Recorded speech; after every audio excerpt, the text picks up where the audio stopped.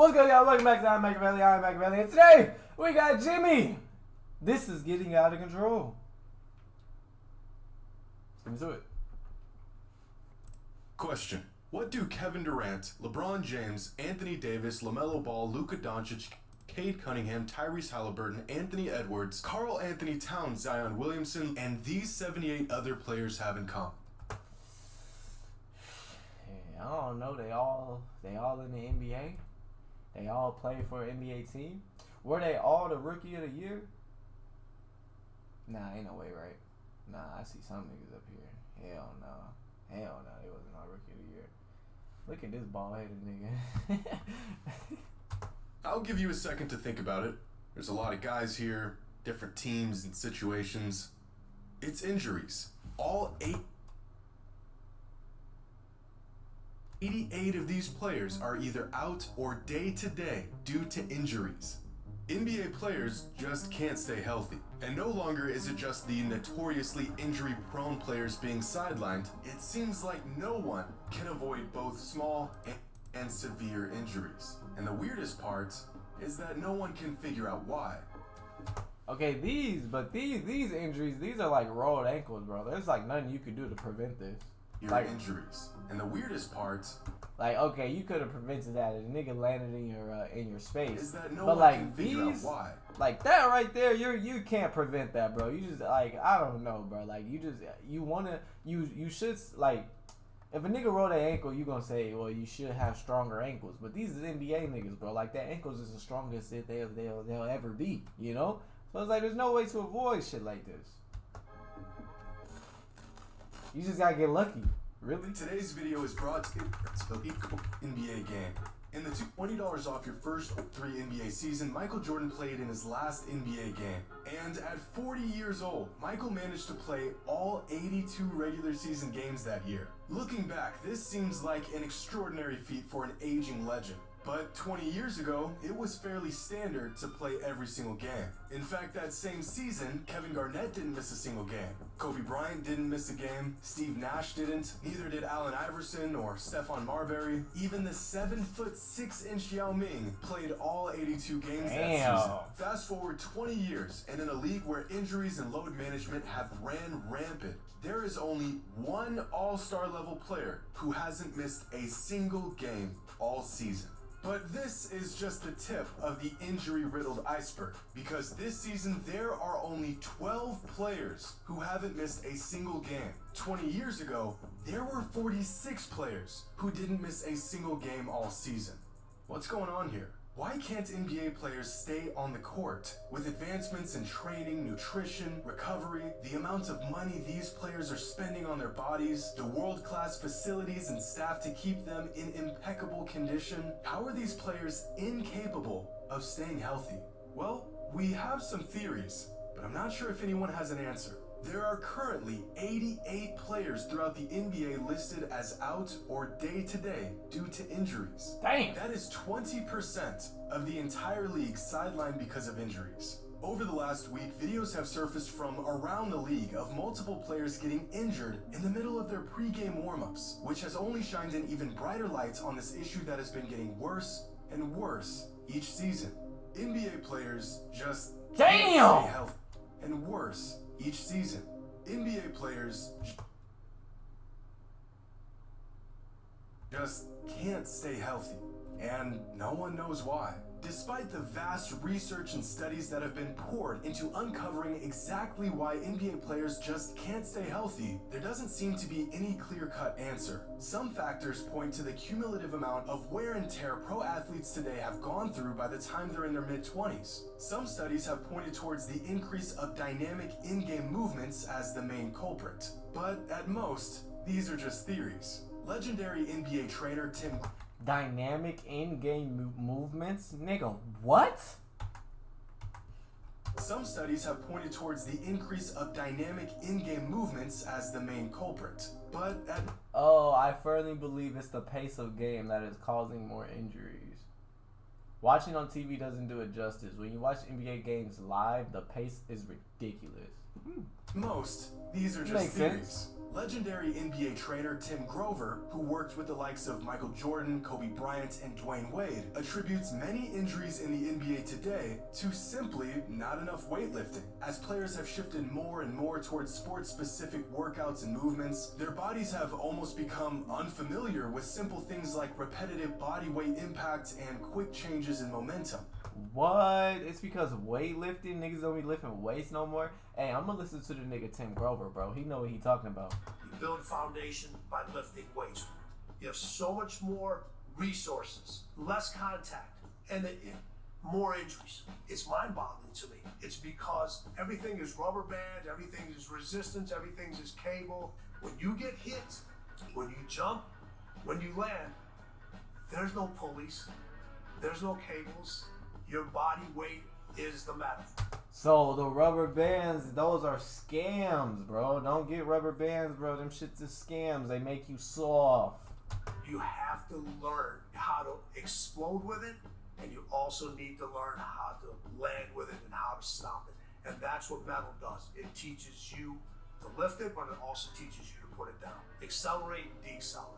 Grover also speculates that it's not what the players are doing today that leads them to injuries, it's what they've done in the past. In an article published by Sports Illustrated back in 2014, Grover explains, players aren't sustaining these injuries because of the games they're playing. They're getting these injuries because of the number of practices and games they've already played. Hundreds of games, thousands of hours since they were old enough to pick up a ball. Pee-wee, youth league, summer camps, travel teams, AAU, high school, college. A relentless schedule of games, practice, travel, and training, sometimes for multiple teams and leagues, with multiple trainers and programs. No time to play or train for other sports. End result, the same muscles, ligaments, tendons, and joints are used over and over again in the same direction, the same angles, the same motions. What piece of machinery doesn't eventually give out from repeated use over many years? Damn. At some point, the body just says, enough.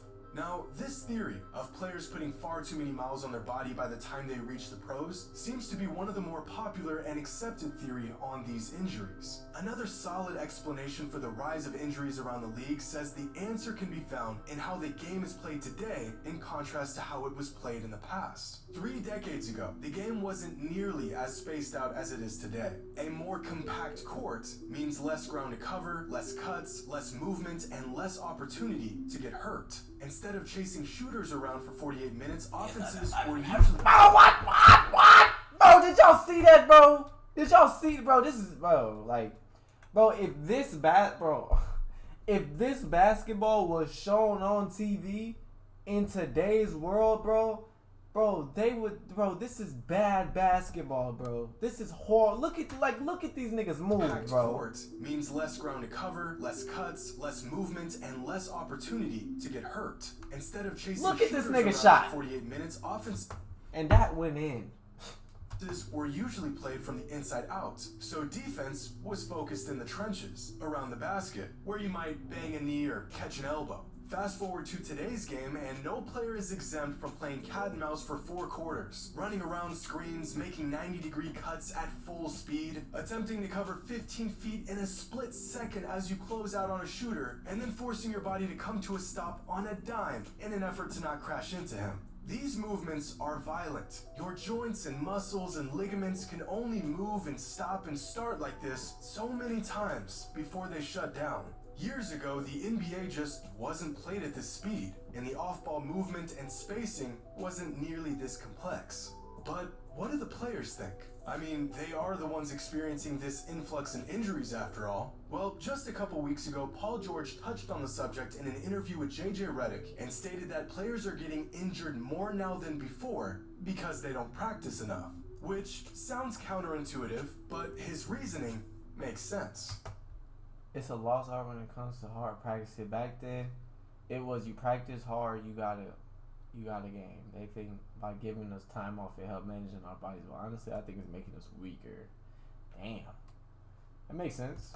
Now they're like teams don't really practice. You know, we're not getting up and down. You know, there's just it's a lost art when it comes to that hard practicing. And I think that's why there's so many injuries that's going on, because guys that have a high load day and then a completely off day and then a high load day You know, back then it was. Yeah, that makes sense. I think that's the most logical reason, bro. You practice hard, you got a game. You practice hard, you got a game. Then you might have a day off. Then you come right back to it. So I feel like your body just built the callus and that you were prepared for a long and rough season to where injuries, like, you know, there wasn't that many injuries. There wasn't time to take a load off because you felt good to play. You know what I mean? It's almost the reverse. They think by giving us time off, it's helped managing our bodies. But in honesty, I think it's just making us weaker as players without putting that load and strain to our bodies. And Paul George might be correct, but the increase of players who simply cannot stay on the court is a steady trend that's been going on for decades now. Back in 2000, Dr. Chad Starkey of Northeastern University conducted a study on the rate of injuries throughout the NBA, dating from 1989 to 1997. His study found that in that 10-year span, there was a 12.4% increase in game-related injuries around the league. And this problem is only getting worse each season. Not too long ago, if a player was consistently missing 10 games or more in a season, they were considered injury prone. Damn. They were unreliable. Now playing 70 games or less in a season is considered the norm. In fact, if a high caliber player isn't missing double-digit games in a season, most people think he's going to be burned out before the playoffs even begin. Just look at this year's All-Stars and how many games they've missed so far this season. There are currently 18 All-Stars who have already missed double-digit games this season, which may not sound like much, Damn. but 20 years ago, out of the... Bro, look at that nigga Zion, bro. He missed 42 games, bro. That's insane. The entire NBA All-Star roster, only 3 players missed double-digit games throughout the entire season. This is absurd. And right about now, some of you may be thinking, well, a lot of those games were missed due to load management. But the whole purpose of load management is to reduce the risk of injury. So if not for load management, there's a good chance that these numbers could be even higher. But despite this, the NBA has moved mountains to try and preserve their players' health. The league has... Oh, he said the purpose of load management is to prevent injuries, but the load management shit is like live and bigger than it's ever been before, and the injuries is still there. So obviously load management ain't working, right? Like, wouldn't you think that?